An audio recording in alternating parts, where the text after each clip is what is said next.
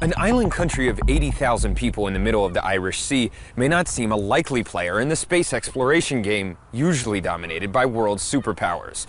But if you believe the hype, the next giant leap for mankind might be coming from the Isle of Man. It's a place best known for its beautiful landscapes, tasty cheeses, queen scallops, and business-friendly tax code.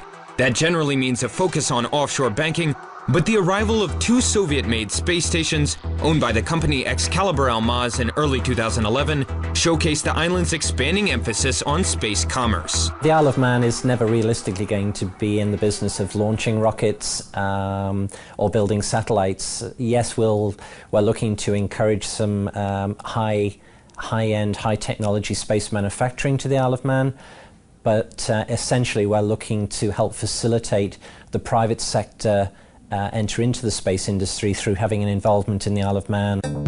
We joined Russian cosmonaut and Excalibur Almaz project consultant Valery Tokarev on a visit to the island home of the former Soviet stations.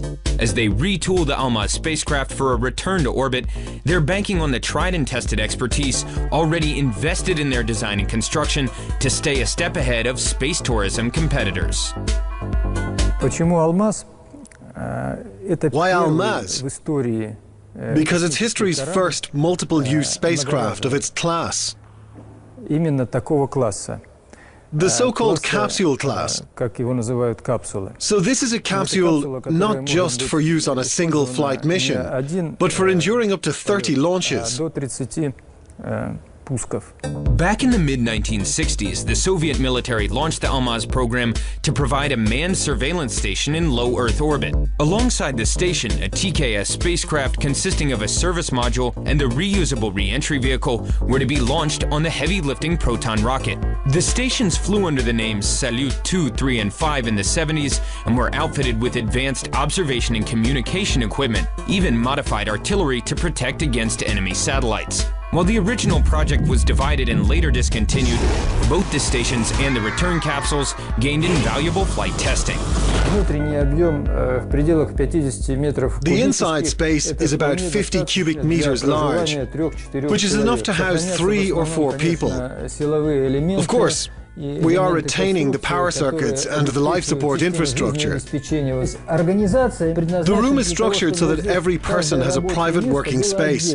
This model of space planning is the most suitable for our goals, as it will allow scientists or space tourists to work in a comfortable environment. Everyone will have their own working place and a window. That adds to the comfort somewhat. The capsule will be the first part of the complex to fly with Excalibur Almaz, taking up to 3 passengers into orbit. They'll be sent on a trajectory to dock with the Almaz station. The crew can then pass through the adapter into their temporary cosmic quarters, which should seem more spacious to weightless visitors floating between floor and ceiling. Excalibur Almaz cooperates with the US and European space companies. We're hoping to launch an unmanned flight by 2013 and have a full-scale manned flight with a service module by 2014.